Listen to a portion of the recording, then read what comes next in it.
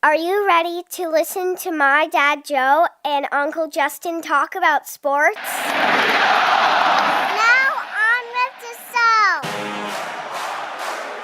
show. The Joe Mays and J-Raff Show is brought to you by Mays Sandwich Shop, which have been serving the greater West Lawn area delicious food for over 70 years. So get ready! I mean, get ready! Are you ready for some football? You are listening to the Joe Mays and J-Raff Show.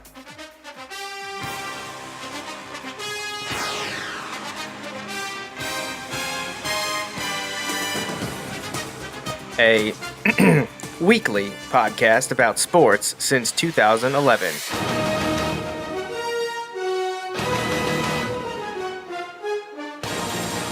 With a focus on football.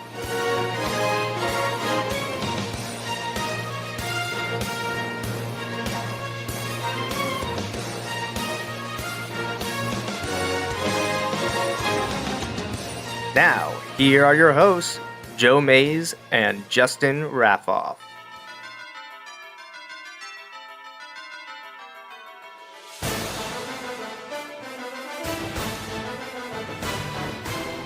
Good evening, everyone, and welcome back to the Joe Mays and J-Raff Show.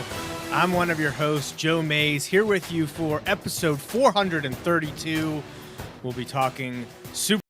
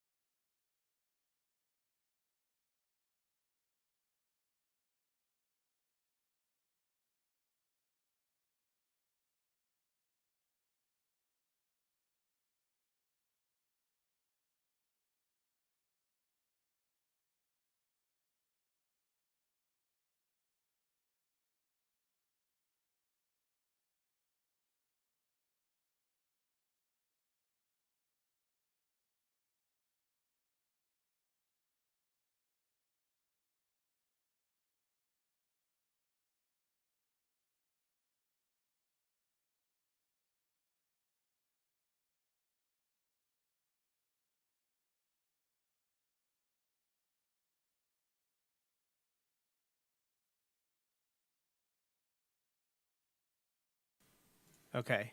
How about now? I flipped the switch and changed some things. Can you hear me? Hopefully you can. And of course, now the video is kind of a little wonky, but hopefully that's working. It's unfortunate to start that way.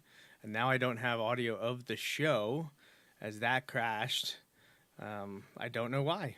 This is the first time that this Sound is working. Okay, this is the first time this specific issue has arisen. So let me try again. Hopefully it doesn't cut out this time. I don't know why that happened, but we'll give it a try. So All right, we're back. You didn't really miss anything. We just were talking about the Olympics a little bit, saying how the ratings were doing, and they're up, which is good. Got to watch the men's hockey game this afternoon. Just finished about an hour ago. I honestly think it was their best game of the first three in the Group C round robin that they did, because they started off slow against Latvia and Denmark, but put it to Germany, who I feel like was probably the best of those three that they were going to play in the preliminary round, and they'll enter the playoffs as the 2 seed and won't get to play Canada until the gold medal game, which is what everyone expected and is hoping that that'll be the matchup. Little anxious about the men's team because of their first 2 performances. Did think they looked really good today, but Denmark and Latvia didn't give me a lot of confidence because, like, I know we talked about this 2 weeks ago that the men's national team is ranked number 1 in the IIHF rankings. First time ever for them, I think we said. But I look at the Canadian roster and I'm still like, I like how? They have the top 3 NHL scoring leaders on their team. Right. And I know everyone believes, I think it comes down to goaltending, and Connor Hellebuck is one of the best, if not the best, in the NHL. And that was a discussion a year ago during the Four Nations face-off. Even though the Canadians came out victorious in that championship game, the discussion was the downturn of Canadian goaltending ability. And maybe that's what it'll come down to, but the U.S. will have to win a couple more games before seeing Canada in the gold medal matchup. I was going to say, and that's what I want to see. Like, I want these group stage games to play out in a way that the Canada and the U.S. will not be on the same side. And again, I haven't looked at the bracket that much, so like that certainly is a possibility that it's already kind of going to shape up that way. I don't know, but like I don't want them to meet in the semifinal or worse, in the quarter. They won't do any reseeding or anything. The quarterfinals are set up. Well, 4 teams advance to the quarterfinals by winning their group, right, including the U.S. Canada won their group; they're the 1 seed. U.S. won their group; they're the 2 seed. The U.S. will play. I forget who. I think. Okay. I want to say it's like the winner of Sweden, France, or something like that. I feel like whoever Sweden is playing, that's who it's going to be. Sweden would be my expectations. Right, that the U.S. would see Sweden. The women, on the other hand, are seeing Sweden tomorrow in their matchup, and the women have dominated. They have been boat racing everyone. They beat Canada 5-0, and that game wasn't close. No, I watched it from puck drop to end, and I honestly couldn't believe what I was seeing, the way that they manhandled them. And I know that Canada was missing their captain and leader, Pooling, and maybe one person will make a huge difference in terms of leadership and energy and whatnot, and talent and ability, but closing a 5-goal difference is a hard ask. And the U.S. women have just taken it to everyone that they've played. They went 4-0 and are the top team going into the playoffs, which starts tomorrow, 10:40 a.m. You can watch the U.S. women's national team take on Sweden, who is one of the only teams besides Canada that has ever given them any kind of trouble in a significant manner at a significant tournament. And that was 20 years ago in Italy, where the U.S. lost to the Sweden team in overtime in the semifinals, meaning it's the only time in the history of women's Olympic hockey that it hasn't been Canada-U.S. Canada beat Sweden in the 2006 gold medal game, and the U.S. ended up settling for bronze in the bronze medal game. But I believe, despite the women on the team now not being present on the 06 team, they are very knowledgeable of the history there, and they will be ready to go. I honestly think as much as the men's team has got people amped up a year ago during Four Nations and the way that they started that out with the fights and the energy in the preliminary game against Canada, the women's team has been flying around and been aggressors the entire time. They've mixed it up a little bit. They've been there have been punches thrown, and which women's hockey is a little bit different than men's hockey, internationally speaking. For sure, you can still check and hit, but there's limits on when and how you can do it. You cannot fight, and it's frowned upon even in men's. Like, you probably haven't seen any fights in the men's tournament, some pushing and shoving and getting close, but even on the women's side, the U.S. team has gotten under the skin of some opponents that have almost forced them into fights. So I love it. I think it's awesome. And Yeah. I hope the women's dominance continues tomorrow against Sweden. Yeah, keep winning by like 5 every time would be fantastic. Yeah, and the women also haven't given up a goal since the first game. The thing that they've gone something now like 11 or 12 periods without surrendering a goal. I think they've outscored teams like 20-1 or something like that. So I hope they continue that going. This is one of those moments, though, as a pessimistic sports fan, I feel like the men have sort of struggled, and we're going to wonder the whole time, can they beat Canada and make the gold medal game and beat Canada? And the women are going to steamroll everyone, and then I'm afraid for that rematch with Canada, yeah, what's absolutely. going to happen. I get it. Look, I would love for them to go through and it never be a doubt. Like, they demolish the path. It just makes me nervous based on previous history. I mean, I just think back to Sochi in 2014. The women had a 2-0 lead on Canada in the gold medal game and lost. So, like, it's hard to get that. I mean, I know they won in 2018. Hey, you that's know, great, though, but 2-goal lead is the most dangerous lead in hockey. yes. So, it has been. Have you watched any of the other Olympics? This is not like me pandering here. Like, I've watched a lot of the curling. Yeah. It's just been on a bunch. I've seen a bunch of the figure skating. I say a bunch. Figure skating there's been a lot of events. So the things where there are a lot of events tend to be kind of on a lot. I've seen some of like the skiing, like racing, but I've seen a lot of like the jumps and things like that. Okay. Yeah, just all of those things. I saw some cross country skiing like this weekend. But yeah, like it doesn't really like obviously there are things I like more and are, but I enjoy watching any of it, like just because like the competition and the level that some of these people like cross country skiing, for example. The U.S. is usually not going to have a super strong team, Right. Which is crazy because the people who are doing that are still phenomenal world class athletes. It's just they're not on par with the guy who's won 9 gold medals, whatever, who is just sprinting. Like it's like he's sprinting around the track. I saw like someone it's insane on one of those cross country events saying that the dude who won was moving at a pace at like 6-minute mile or something that on skis. Right. I'm like, I can't even fathom at this point running a 6-minute mile on feet, right? Not in snow, in like perfect weather, right? Getting my body to 6 minutes a mile. And he's doing it in the elements on skis, and seemingly doing it sometimes for like an hour. Right. Like it's just crazy. Just seeing all those things is super cool. I don't know. You know what? I love watching, like, since I was a kid. My favorite event is bobsled. Like I love watching that. Cool Runnings, baby. That's right. Just got people addicted. All that stuff. Yeah. So, obviously I like some of the events a little bit more. I can get into some of the events a little bit more, but I'll watch whatever's on really there. So yeah, that's pretty much how we've been. Now we're in the home stretch now. We're getting ready to start the second full week, but I think things wrap up on Friday, so I don't even think it goes to next weekend. The 2 weekends are over. We're done with that, so we're getting to the final portion. So if you like Olympics, like the Winter Olympics, tune in over the next 5 days and.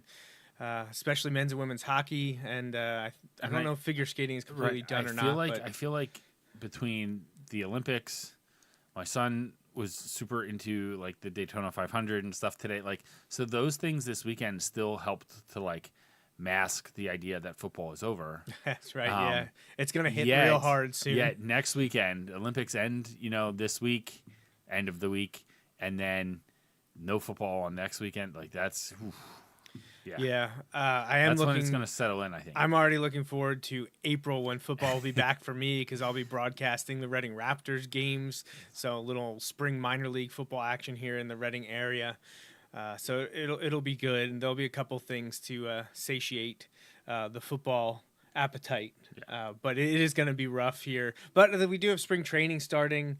I was just looking up when the Phillies broadcast will be of the spring training games, and I know the spring training baseball games mean less than preseason football games. Oh yeah, like spring training baseball is at points, because I remember watching it last year with Kelly, where you have players that have high numbers with no names on the back of their jerseys, and Kelly's like, "Who's that?" And I'm like, "I have no idea." She's like, "You don't know who that is?" I'm like, "Kel, like we are in like."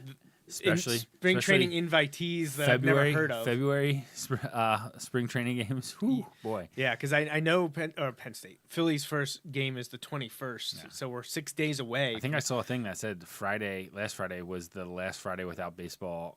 Until like October or Yeah, something. yeah. Yeah, I saw that as well. So it's getting there, but we do have March Madness to look forward to real soon. Yeah. I already had people asking if we were running a pool again. Absolutely. It's one of our probably most cherished things that we have here that reaches the most people. Yeah. We're usually pushing 50 plus into the 60s in number of brackets that enter our challenge. So we will have that. And Justin and I were already asked to be in one with Uncle Rich, and we'll take this time now. We usually do this at the end of the show, but we do want to shout out Pat's fan Rich, my uncle in Massachusetts. He is celebrating his 79th birthday today, sharing the day with your sister. That's right. And also the unofficial start of May's Sandwich Shop. As my grandparents used to always say, they used money they got for my Uncle Rich's birthday to get the shop off the ground, get things started. And Uncle Rich always considers himself a lifelong investor of the sandwich shop. So obviously only one way to wish him happy birthday, and that is with our favorite picture that we debuted 2 weeks ago. I jazzed it up a little bit. This time, it's his birthday. So we got some balloons. I'm glad to see that he's not just enjoying, the Florida weather, but also the Florida attire, right? And his birthday. After the Super Bowl, he might be looking to switch teams. Right, so it might be time to hang up the red, white, and blue on the football field and embrace the orange and teal. I mean, Tua might be an upgraded quarterback. He might be available. Oh boy, yeah, man, you're already throwing it at him. But I mentioned Uncle Rich's association, obviously with the sandwich shop and the Mays family and everything that we've done together over the years. And I am happy to tell you, Justin, that was able to secure continued sponsorship from the sandwich shop. Unfortunately, I don't know that you're gonna like what the request was to continue our association. I'm sure I won't. With that, so I'll throw this up here. And so this comes by request of the owner and proprietor of Nay's Sandwich Shop, obviously my dad, and he said, if you would like me to continue sponsoring the show, I'm going to need you to make me one of those photos like you did of Uncle Rich. And obviously that request Things have taken a turn. I apologize to Rich, and this is no longer fun. I apologize. I said to you, well, to everyone listening 2 weeks ago, that people are not going to like that I've embraced this form of AI. And I left it small like that for you, Justin, so it's not that bad. But unfortunately, it also comes in big size. So there you go. My dad was hopefully still watching. I know we had some audio issues at the beginning, but that's one for the scrapbook. I feel like it should have been black and white, to throw back to the last time the Cowboys some were good. VHS scan lines. Yeah. So that's what we got for you this week. We got Rich, the Dolphins fan, celebrating a birthday, and Justin, the trader, wearing his Cowboys gear with my dad at the 50-yard line of AT&T Stadium. Hey, it's amazing what you can find if you look hard enough. All right, so let's get back on topic here and talk about the Super Bowl, which was not so super this year, Justin. The Seahawks defeated the Patriots 29-13, and at one point were up, I believe, 19-0. Things started off slowly, but it never really seemed in doubt. Seattle controlled the game the entire way. Yeah. Drake May and the Patriots offense looked really bad all throughout. And really bad in the Super Bowl. Yeah, Drake May performed I very, know I very threw the jab poorly at Drake May, but this was not a Drake May isolated problem. I don't think anyone's saying they're the reason he lost or that they lost. He's not the sole reason. No. He didn't have a great game, but the left side of the line could not protect him. They were having problems. It was they couldn't run the ball. It was they said Seattle said it after the game. They were able to stop the run with 4. Right. Stop the run and get pressure with 4 guys is a bad recipe for the opposing team's offense. Well, and I have seen videos of the Seahawks defense calling out the Patriots plays before the snap. Yeah. They said there were tells. They Right, said yeah, there were they're tells. talking about Yep. tells that the offensive linemen Yep. were doing something Right. that the Seattle Seahawks defenders could read, and they knew if it was run or pass, and even where the ball was going to go. And we've seen that before with teams like where you'll see like sometimes, and I don't know that this was it, but sometimes like the way they have their feet aligned, or the way the running back might have their feet aligned, or sometimes it's receivers. I know sometimes there have been receivers, the way the receiver lines up or what the receiver's doing with their hand. There's all kinds of things that like teams pick up on, especially when there's 2 weeks. And the Seahawks picked up on something. And we're especially ready to when go. this is your job. Both Yeah, coaches and players. Yep. We see it in Major League Baseball. We see Yep. Jesus Luzardo last year was Yep. notorious for he started the season off amazing and then all of a sudden hit a slump. And teams had figured out he had a tell based on glove height, where you could if there was a runner on second, you could see what pitch was coming, and Right. you relay that to the batter, or you have a certain type of stance. And Right. it gives it away. That happens in football as well. I mean, going down to middle school, Justin, you and I have experience of our offensive linemen will lean or turn their head the direction that they're Yes. going, and we have to fix that Or because the running back is staring at the hole right. they're going to. You know, everything all needs to kinds be of straight things. ahead. Yep. You got to be level. You got to have equal distribution of weight. You need to keep your head up and eyes pointed forward. You can never give anything away because while I don't know there's too many in middle school, linebackers probably that would pick up on that. You and I, as a coach for 15 plus years, we could immediately tell them, hey, you're telling us where the ball is going. Right. Please stop doing that. Right. And professionals are going to pick up on that Right, real quick. because they're being paid a lot of money to be good at this job. So, yeah, I did see that there was some tells. So the Patriots have some things to clean up. Kudos to the Seahawks. They were clearly the best team in the NFL, and I apologize for saying I didn't buy into it. Their defense got, I think, better week to week throughout the second half of the season and throughout the playoffs. Sam Darnold did enough. I'm still not ready to call him a top 10 quarterback in the NFL. No. He was certainly playing with reckless abandon, and it worked in his favor. I mean, I texted you at the beginning of the Super Bowl and said, Sam Darnold better calm down, or this is going to be a Couple game of that's those handed throws to New early, England. you were like, oh my gosh. Yeah. But then it felt like, and honestly, Drake May had a couple of those throws early too, where you're like, oh my gosh. Yeah. And then, for as much as he drives me nuts at times, like I felt like Chris Collinsworth nailed this one when he said, he's like, it seemed like after a couple possessions, though, both of the guys kind of realized, oh, this has the chance to be a very low scoring game. Take care of the football. Like I'm gonna, and so instead of like trying to pinpoint locate some of those throws, they, it's not there. I'm throwing it over his head out of bounds. Which again, you want every possession to end with a kick, right? Like that's the key. Every possession ends with a kick. Right. We're either kicking an extra point, kicking a field goal, or we're punting it. But anything else can be problematic. So, he did that very well. He also made some plays, and they were close on a couple other plays. The Patriots defense played outstanding as well. The difference in the game to me was, well, the line play, but the fact that the Seahawks were able to run the ball. Yeah. Well, Kenneth Walker was your MVP, so that should tell you all you need to know about that. And I can't believe how many times I thought, oh, they were going to like string him out for maybe nothing or maybe a 1 yard loss, 1 yard gain kind of thing. And he gets the corner and gets 7 or 8 yards, and that was the difference, because in a game, especially in the first half or the first 3 quarters, where it was seemingly just field goal, like being able to move the ball, get a few first downs, get potentially into field goal range was the difference. And the Patriots were unable to do that, whereas the Seahawks were able to do that. And so that was the difference in the game. Like I know Drake May's numbers at the end and the Patriots' offensive numbers at the end weren't as terrible as they were, but like some of that was like garbage. And it was, their offense was really bad. I'm sure you saw the stat, like efficiency wise, their offense throughout the entire playoffs was worse than the Browns were for the season. I did see that. Yeah. Again, which the Browns were also one of the worst offenses for the season. So it wasn't just like cherry pick something and pick on the Browns. It was a little bit of that, but it was also just really bad.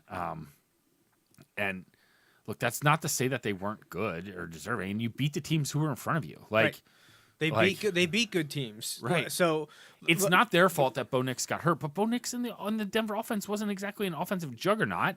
Right. Right. So they beat the Chargers, Texans, and Broncos to go to the Super Bowl. Some of the better teams that they played during the season, because we've gone over their schedule. Everyone's gone over their schedule and how bad the regular season schedule was. And this isn't like college where you can sort of pick your schedule. Right. At least part of it. You don't get that in the NFL. You're giving your opponents. You're giving your divisional opponents. You're giving the crossover game. You're giving the two divisions that you have to play. And you're given the slots that you finished previously in your conference. You get it. And so that's why we already know who they're going to be playing next year. Right. And we know it's not going to be as easy, on paper at least, Right. as it was this year. Because now you're playing a first place schedule. So, yes, they've got pushovers in the Jets. And, I mean, I hate to say it, but the Dolphins are a 500 team at best for how many years now?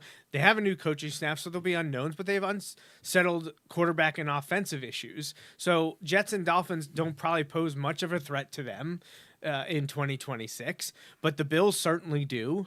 They beat them once, though they probably shouldn't have, but the Bills beat the Patriots once this year. But then because of the rotation amongst divisions, the Patriots are going to have to play the AFC West and NFC North. So the rest of their home schedule going to Gillette in 2026 will be Broncos, Packers, Steelers, Vikings, and Raiders, who beat them this past year, surprisingly. But then their road games will be, in addition to the AFC East teams, Seattle, Chicago, Detroit, Kansas City, Jacksonville, and the Chargers. All playoff teams or teams expected to bounce back and compete for the playoffs. Like all of them. Seattle, Super Bowl champ. Chicago, NFC finalist. Right. Detroit, looked at times as one of the best teams in the NFC, but couldn't put it all together. Right. Kansas City, Mahomes' injury and just a weird year, but already people are like, they'll be back next year. Right. Jacksonville in the AFC playoffs. The Chargers in the AFC playoffs. So those road games are brutal, and the home games aren't that much better. Broncos, who you just beat in the AFC Championship game. Packers in the NFC playoffs. Steelers in the AFC playoffs. Vikings and Raiders probably two of the easier games on that schedule, and the Vikings still ended up being around 500. Right. With an unsettled quarterback terrible situation. quarterback play all year.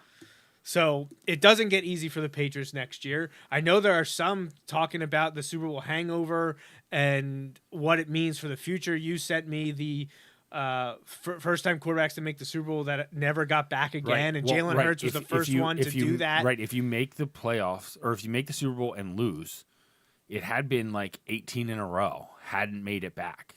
Not made it back and lost again, but it hadn't made it back. Hurts was the first one to break it. And I said that to you because like that haunted me, because I was like, oh my gosh, I don't want him to fall into that category.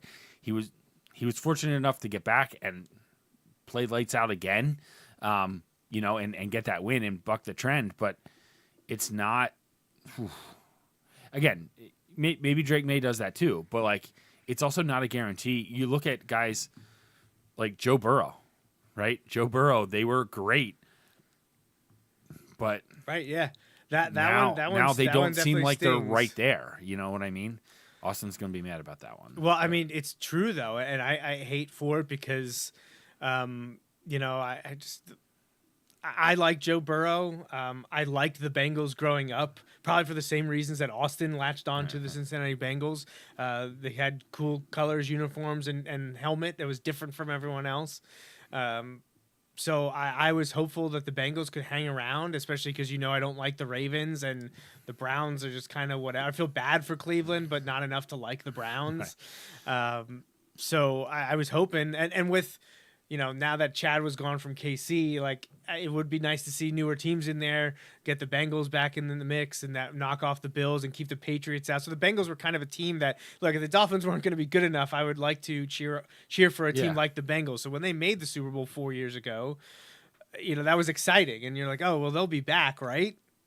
Like, They haven't sniffed it since. they haven't even really been close.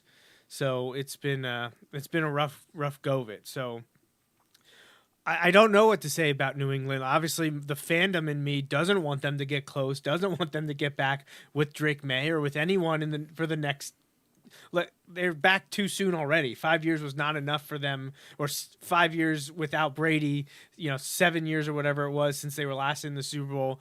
It could have been longer for me, and I think a lot of people, which I think you saw a little bit come up with the Super Bowl ratings.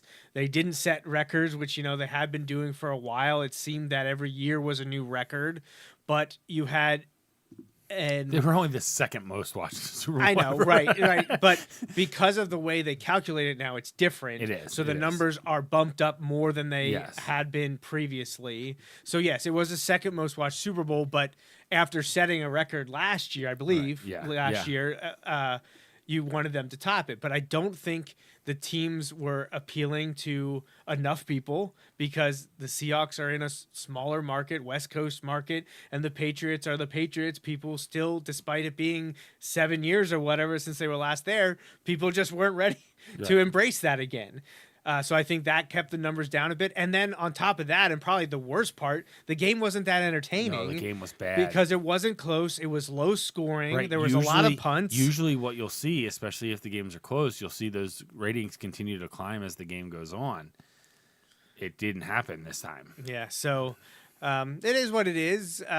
We've talked about this a little bit, actually, way back in November when we came back from our high school football pause, that we felt that this was a weird NFL season. Yeah, we said it was weird. There was at the time, we felt dominant team. We weren't sure who the favorites were. A lot of the teams expected the challenge, were struggling or were bad, like what was going on with the Chiefs. The Eagles were struggling at times, and obviously they didn't make it back to the Super Bowl. We talked about, is it better to have really good teams that are winning 14, 15 games a year, or that a mass amount from the public love to hate? Right. Well, and that's part of the thing too. So like, while people like us are certainly like, oh, we're not ready for the Patriots, we're watching the Super Bowl no matter what. You know what I mean? But maybe there are some people that like either would, if Tom Brady Patriots, they would watch because it's either Tom Brady or because like I hate the Patriots and I'm gonna watch. Like, and we said that we said with the Chiefs not making the playoffs and the Eagles with a first round exit, there weren't really, for many people, there weren't really those hate watch teams left. I know you and I can work ourselves into for lots of teams, 100%. but like I can figure out a way to hate normal people. That's not necessarily the way it works for them. So it is interesting. I don't know if that played into it at all. But like you said, also the game. Oh, it was a tough watch. It was not. I did watch the whole game. Oh, absolutely. It was a Super Bowl. I was gonna watch. Oh, actually, that's not true. I put our younger son to bed and missed 2 touchdowns. Because scoring decided to start happening when that happened. True. So one of the only other things I wanted to say about the Super Bowl, Justin, was I wanted to congratulate Chris Stoll of the Seattle Seahawks, the Penn State letterman, for getting a Super Bowl ring and being a Penn State football alum to hoist the Lombardi Trophy. So congratulations to Chris. And, we were joking a bunch during the beginning of the game, the first half, saying Chris could be on the short list of MVPs because Jason Myers probably would get that nod as the guy booting the field goal. But he was part of the special teams unit that was all the scoring was happening was on field goals. And I think Jason Myers set the Super Bowl record for most Super Bowls with 5 or 6. Well, I think he had, did he have 5 field goals? I thought 5 field goals and 2 extra points. Yeah, so he scored 17 points. He scored 17 points, 17 of their 29 record. points. So congratulations to the Seahawks, and especially from the Penn State perspective, Chris Stoll for making it to the top of the mountain. Yeah. So Justin, we already talked Winter Olympics and USA Hockey, went over the Super Bowl, and talked a little bit about the Patriots in 2026, but let's take a look at the NFL in 2026, as we usually do here for the last 20 minutes or so of episode 432 of the Joe Mays and J-Raff show. where are we at? Are we going to continue this odd trend of it being a weird season, or are we going to get back to normalcy where some of these teams will be dominant? Because I don't want to sell the Seahawks short, because in the end they were the best team. Yeah. They proved it. They won it. And they honestly, the last third of the regular season, they were the hottest team. So it's not like they like backed in, you know. Right. No, I would say over the last 6 to 8 games, inclusive of the playoffs, they showed that they were the best team. I still did doubt them. Oh, absolutely. But once they beat the Rams, I know that took till the NFC Championship game. Right. Again, I was finally like, okay, like you proved it. Right. You proved me wrong. Well, and it did take that long. Right. But The way to beat the Rams again, because I thought the Rams were the best team in the NFC. I'll be honest, the Rams defense, they underperformed let me to down. me. Yes, I agree. I kind of thought the Rams defense was what the Seahawks defense was. You know, like that's basically what it came down to.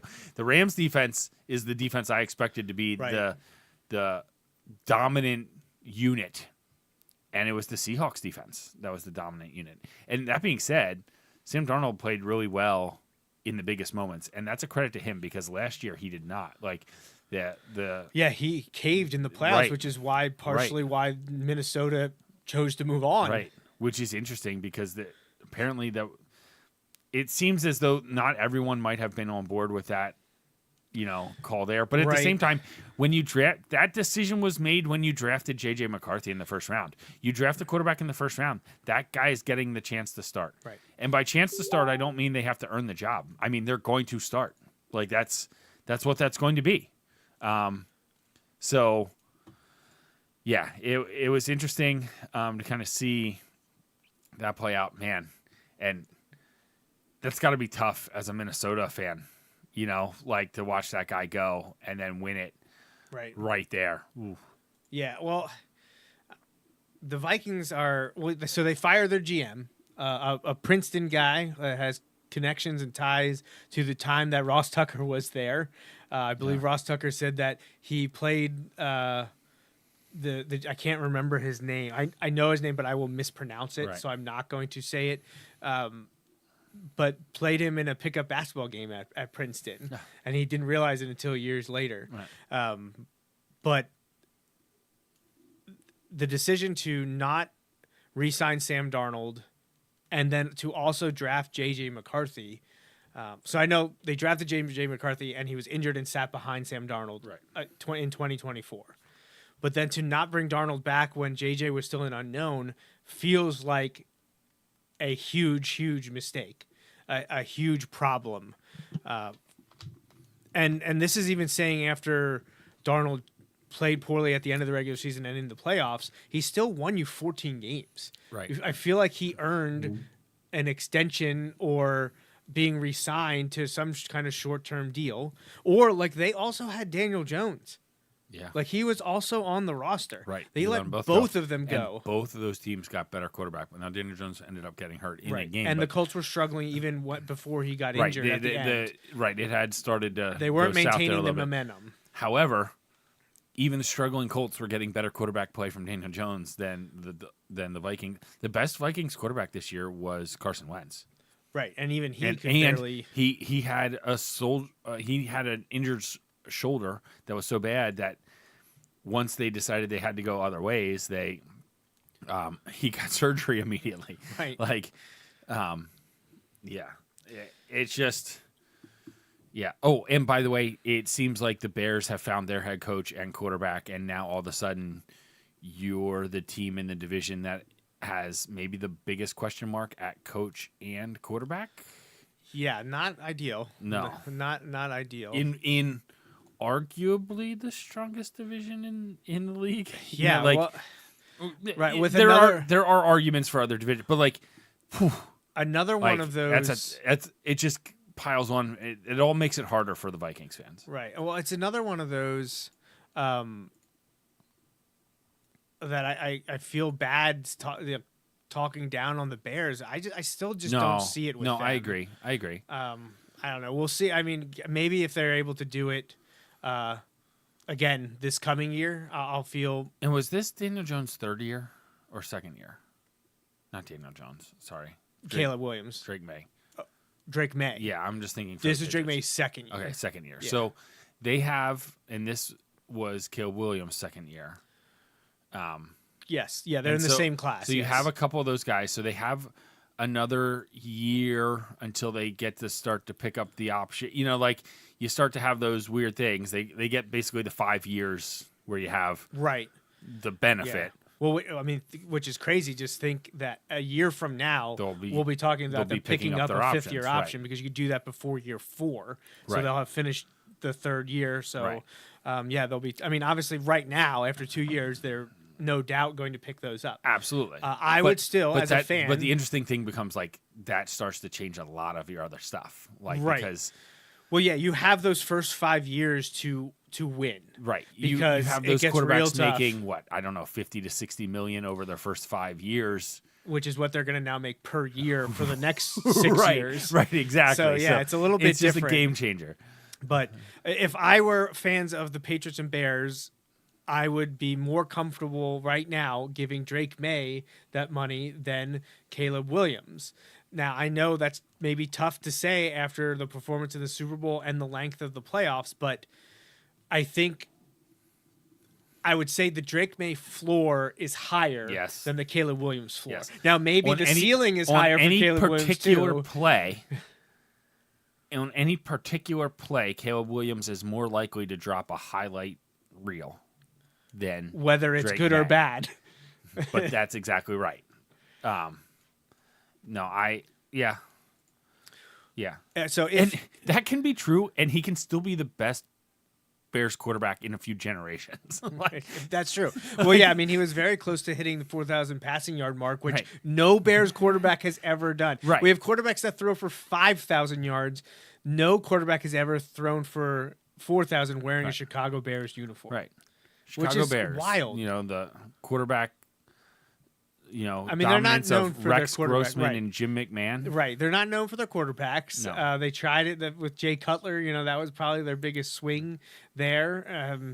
Didn't work out with Mitch Trubisky. You know, it has been kind of a place that quarterbacks have gone to be irrelevant. But maybe Caleb Williams will change that. He definitely looked better this year than as a rookie. But can he keep it going now that they're going to be playing a different schedule and that they will be seen as a returning playoff team? But we saw like amazing how the turnover in the playoffs, the number of teams. Do you remember how many were different this year to last year? I don't. I'd have to. Yeah, I'd have to. Well, pull we that can up. look at it. I don't really remember. Yeah, all I the was gonna say teams I don't from 2 know that years I ago. can remember. I'll pull it up so we can look at it together. But yeah, it's one of those things where I don't know. I feel like maybe we're entering a period right now where it is going to be this kind of like parody for a little bit here. And okay, and this is not the direction we need to take the conversation. But it is interesting because like there is a lot of this talk of what the Dodgers are to baseball right now is bad. That being said, you just had the highest rated World Series in a long time Right. by a lot. That can still be true, and the Dodgers could be bad for like I don't know. I don't have the answer here. I'm just spitballing. Yet we just got maybe the most parity we've seen in a long time in football throughout the whole season. Like we talked our Yeah. first show back. That was our thing. Like this. What's going on here? And it was still the very highly rated, the second most highly rated, but like it wasn't continuing that trend of being the most popular. Right. Like again, these are two individual cherry picked like data points, but you also had LA and Toronto, which are massive cities. You know, like Right. so there are a lot of asterisks on that. I also but- look at the NFL regular season ratings were up across the board. I think absolutely, on every absolutely. network, every week or most weeks, including the days of the week when they were playing, the holidays. Like they were bringing in pretty big numbers. I don't know that every holiday eclipsed last year, but I know they saw some big numbers throughout. And over the course of the season, viewership and attendance were both up. Absolutely. Whereas I don't know, like, and I get it. and this is man, it's gonna get interesting. But like baseball, Baseball is about to do one of the dumbest things that yes, they'll ever done. and it comes down to a few things, but one of those things is also the media rights, because every team negotiates their own media rights. Like, Yeah, well, you end up with these huge disparities, whereas all of that in the NFL is localized. Everyone's and picking again, from the same bowl. they're not apples to apples. Like, I understand that. Like, it's very different. But it is just interesting that, like, I wonder, like you said, though, across the regular season and everything, like, attendance up, like the NFL is not sweating the Super Bowl ratings numbers because they were still fantastic. It's just one of those things that, like, it is interesting. Yeah. Well, I would if 3 years in a row the number goes down, then you might have a problem. Right. So, Right. we'll put a pin in that and wait for a Right. year from now. And I where we think that's a go. big part of, like, who makes it next year. Like, right. That's if the volatility. right. And I don't. This surrounding is that. not my prediction, but if you ended up with the Cardinals against the Jaguars, I know there's people who be like, "Oh, two teams who could win their first Super Bowl." Right. But no one. Well over 100 million people are still going to watch that, but like, are you you're breaking not. a record I'd be with that? stunned if you broke a record with that. Right. I don't like. I think like Dallas, Kansas City would do bonkers. We're talking numbers, 140s. Easily. Yeah. I think you could go Or like higher. Yeah. I think they could hit Yeah. 150, which brings me to my last point about ratings and things like that. What are the other 200 million people doing? Like, there's Okay. I always went by 330 on a million. rough It's more than that. estimate, Would I maybe say, and again, this is just purely a wild guess. I will say maybe 30 to 40 million people are working. Like, Yeah, I have no idea how to. I don't even know quantify how to. that. Right, I don't either. Even if you want to go 50 million people are working. What is everyone else doing? What are the other 180 million people doing? Yeah, I don't know, counter programming. Like, what counter Right. programming? I is told on you. during the Super I Bowl? sent you a thing. I was texting with someone about just something Super Bowl adjacent, and he was like, "Oh yeah, I don't get NBC. I won't be watching." And I was just, Which I means was they don't get ESPN and won't be watching next year. like, right. Which that could be interesting when it comes to numbers, because it's on Yeah. ESPN. Like, it's Yeah. not on broadcast next Right. year. It's on Right. cable or streaming. If you Right. get it through Disney Plus, if you have ESPN Plus. Actually, I think I think the game is being broadcast on Disney Plus, which is a wild. The Super Bowl on Disney Plus. Think about that. Oh, people are gonna have some takes on that. It's interesting. But ESPN is doing an entire year-long countdown to it. They started Yeah. literally when the Super Bowl ended. Yeah. They did all kinds of stuff. I don't like the production from ESPN.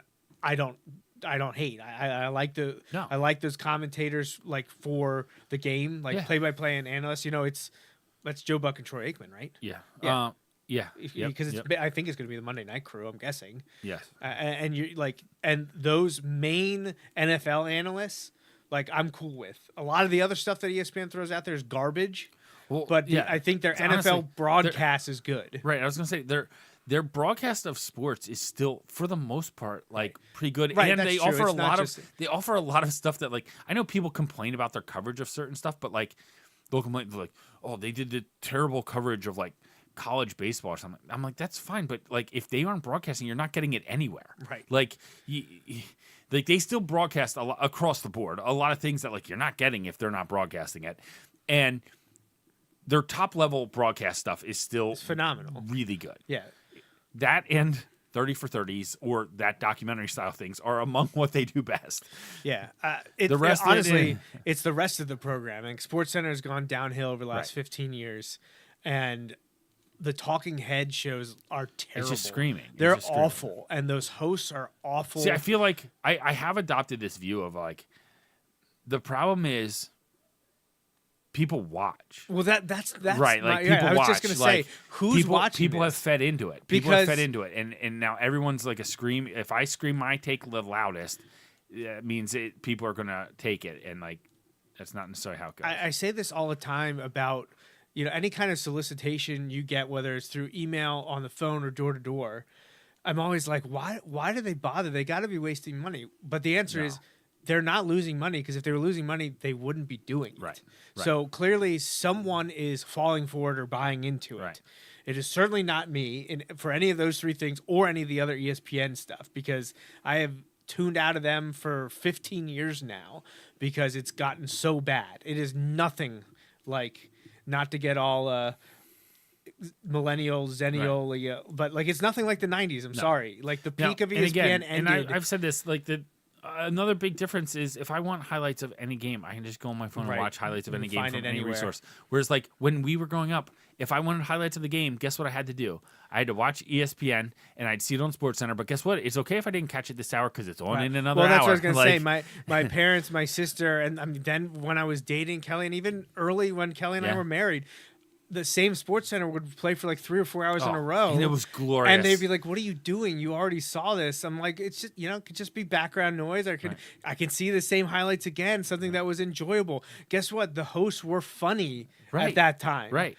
Now it's hot garbage. It was all around the highlights and the sports and the outcomes. Now it's all about, let me scream my hot take. Yeah, let me be as annoying as possible. So, all right. Your favorite thing. Right. Let's finish our look at the playoffs from this year and NFL next year. So only 6 teams turned over in the playoffs this year to last year. So the Chiefs weren't the AFC champ. The Bills technically weren't the NFC or the AFC East champ either, but the Bills were in it again. Right. Ravens were out. Texans were in. Chargers were in. Steelers were in. Broncos were in. So only 2 new AFC teams. And if you had told me there are 2 new AFC teams entering 2025, I would not have said the Chiefs would be one of the teams out. Right. That's for sure. Right. In the NFC, you had 4 turnovers. So the Lions were out, the Bucks were out, the Vikings were out, and the Commanders were out. So a lot of turnover in the NFC. More than half of the NFC field was different. And you got a new team to make and win the Super Bowl from the NFC. Now, Seattle was close to making it last year. One of the probably final 2 teams out. But they broke through and got all the way there. Denver was the last team in the AFC last year and made it to the AFC Championship. And New England wasn't in it at all last year and made it all the way to the Super Bowl. So that probably is why it stands out as being maybe more of a unknown. Right, because while the Broncos made it last year, no one really gave them a shot. No, not really. They lost to Buffalo in the first round, correct? I think so. So you had 2 new teams in the AFC Championship, and you had. Did you have 2 new teams in the NFC Championship too? Who was it last year? Yeah, because it was Washington, Philadelphia, right? Because the Eagles beat the Rams. The Rams made it very interesting. But so you had 2 new teams in the NFC Championship. Snow. That was snow. Yeah, that was a great game. So, looking ahead to 2026 into 2027, I would think you're probably seeing a turnover of around 6 teams again, almost half of the field. I think some of the teams that missed could are good candidates to be back in. Like I would say, I think the Chiefs are a good candidate to be back in. I don't know that they win the division, but I think they're a good candidate to be back in. The Ravens are a good candidate to be there. Like, again, I don't know if they win the division, but I'm not saying like out of playoff contention. I don't think that's realistic. On the NFC side, I think the Lions are a contender to be back in. I think Washington is an interesting one. I think Jaden Daniels is good enough to, if he is healthy for the full season. However, just like I've said before, with Washington quarterbacks, by the way, like one light up year does not constitute, this is the guy forever in the future. And that's not a knock on Jaden Daniels. It just means like Washington has ruined lots of quarterbacks. And I know it's a different regime in terms of the front office and ownership there, and so maybe it'll be different, but they also are not in a great spot roster-wise other than the quarterback. So it'll be interesting to see how that plays out. Obviously, these don't count for our predictions for next year, as in what we'll do in May and June, but I'm going to run through and do all 7 of where I'm at. So not necessarily in order. I'm just going to use the order that they did it this year, but I do think the Broncos will make the playoffs next year. I think I'll give them an edge to repeat as division champ. That's fair. So that'll give them a top 4 seed. I do not think the Patriots win the AFC East. I think that will be the Buffalo Bills. Man, AFC South. Are the Jaguars for real? Like, has Liam Cohen unlocked Trevor Lawrence, and is that team like the third best team in the AFC this year? I don't know. I honestly, I think I still favor the Texans. I don't think the Titans are going to be division champ. Could they be better enough to push for a wild card? I could see it. I'm not going to go there yet, though. But Yeah. I'm going to go with the Texans out of the South. So Okay. I'm going Broncos, Bills, Texans.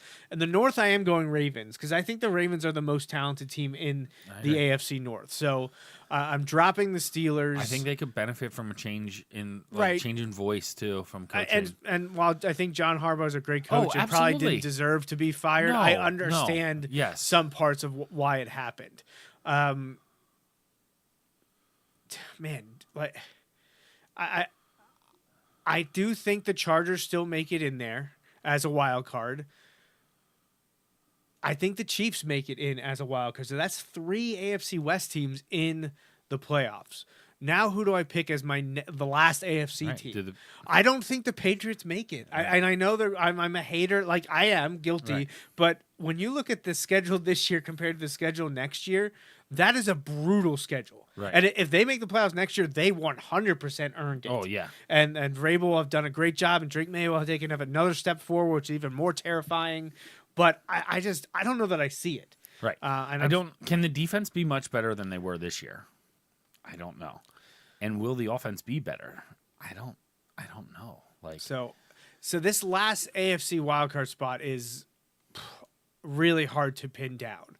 I'm not going Patriots. I'm not going any AFC East teams. I think it's the Bills and no one. Patriots be next closest. I just don't know that I see them getting there. So I guess it could be I don't think it's the Colts. I think the Colts were out ahead of their skis for most of the season. I don't think they're going to do much. what about the Steelers? I think the Steelers are taking a step back. They don't have the security blanket that is Mike Tomlin to make sure they get to 9 wins every year. I agree. So I don't think the Steelers I bringing think back there's- Aaron Rodgers. I think if that, that one happens is going to be interesting because I don't. They're in a spot where I feel like a lot of Steelers fans have gone from, oh, Mike Tomlin was the problem, and now we just need to run it back. And I'm just like, ooh, like they want Aaron Rodgers back. And Yeah. like, Nope. See, I that's shouldn't gonna say blow up fans, in their face. But like, right, I just, ooh, I don't buy into doubling that at down all. on the oldest quarterback by a lot in the NFL. So, but here's my problem now. How many changes have I made? I added the Chiefs. That's it, There was right? one That's on it. the So I AFC gotta side. go somewhere else. You basically went can't- Chiefs over Patriots, making it. That's it. So as much as I maybe want to say the Jaguars would be a 6 or 7 in the wild card spot behind the Texans, I can't do that. So do I surprise people and say it's the Titans and Cam Ward making a big jump in the second year? I don't think I'm quite ready to go there. Do I think they'll be better? Yeah, I think they are going to be better. I was a huge Robert Saleh fan when he was taken from the Right. 49ers to the Jets. But the Jets are just dysfunctional. I think here's a surprise, and this could blow up in my face worse than entertaining the Titans. I think I'm going to go with the Bengals. Okay. Despite what we just talked about, because Hey. I still think it's a quarterback league, and it's a big if Joe Burrow can stay healthy. But when he is healthy, if they could find anyone to play defense for them, Right. I think the Bengals could be the second best team in the AFC North and good for the 5, 6, or 7 spot. So those are my 2 changes in the AFC. I'm going to put the Chiefs and Bengals in over the Patriots and Jaguars. NFC, I'm still going Seattle. I am going with the Lions back. I'm going to go with Seahawks, Lions.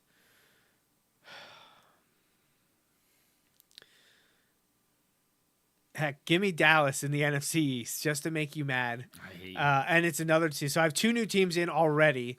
The Panthers are not repeating in the South. I'm sorry. That's not happening. Where would I go there, though? Here, look, no one saw the Panthers winning the South this year. Guess what? I'm going to say the Saints win the NFC South. Ooh, that's not where I So thought you were going with give it. me Lions, Cowboys, Saints, 3 changes.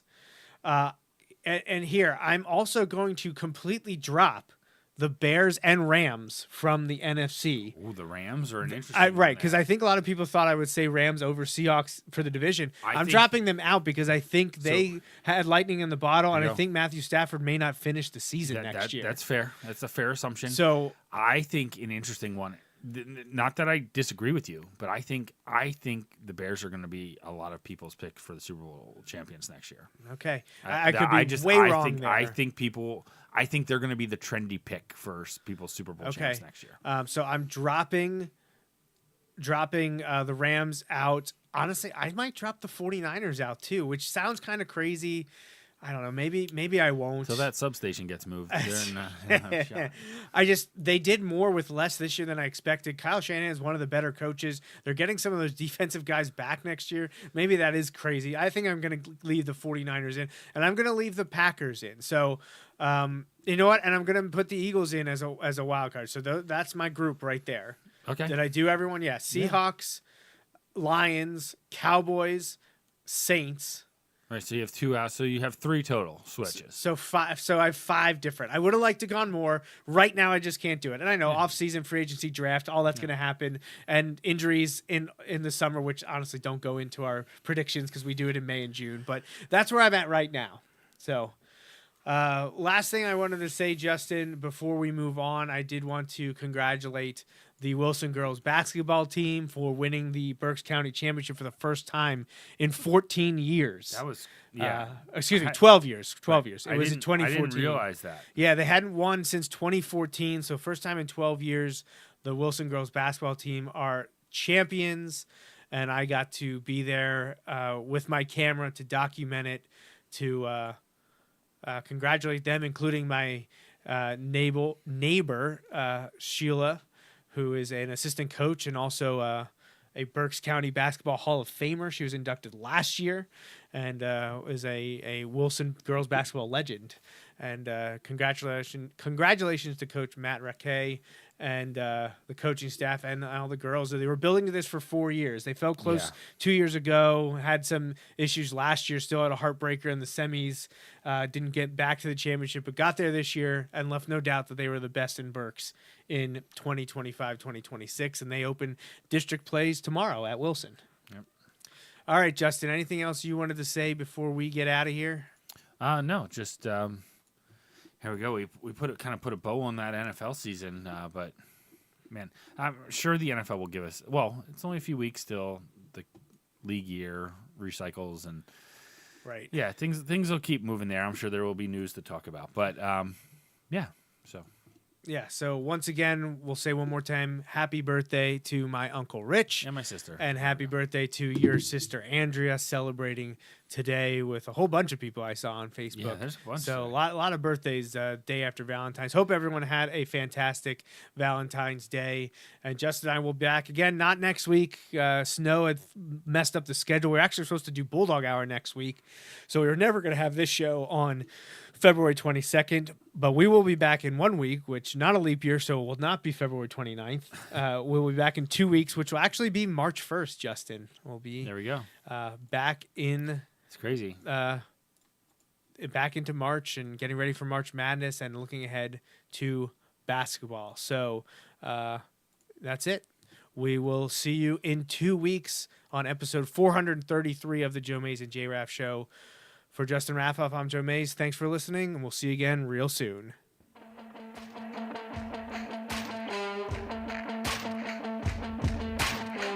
That's a wrap on this episode of the Joe Mays and J-Raff Show, brought to you by Mays Sandwich Shop. Woo-hoo! You can watch each weekly episode live on Facebook, Periscope, or YouTube. Be sure to like, follow, or subscribe to the show on Facebook, Twitter, YouTube, SoundCloud, Apple Podcasts, and Google Play. You can also rate and review us on many of these platforms as well. We'd love to hear from you. Send your emails to the Mays Sandwich Shop inbox at joemaysandjraff@gmail.com.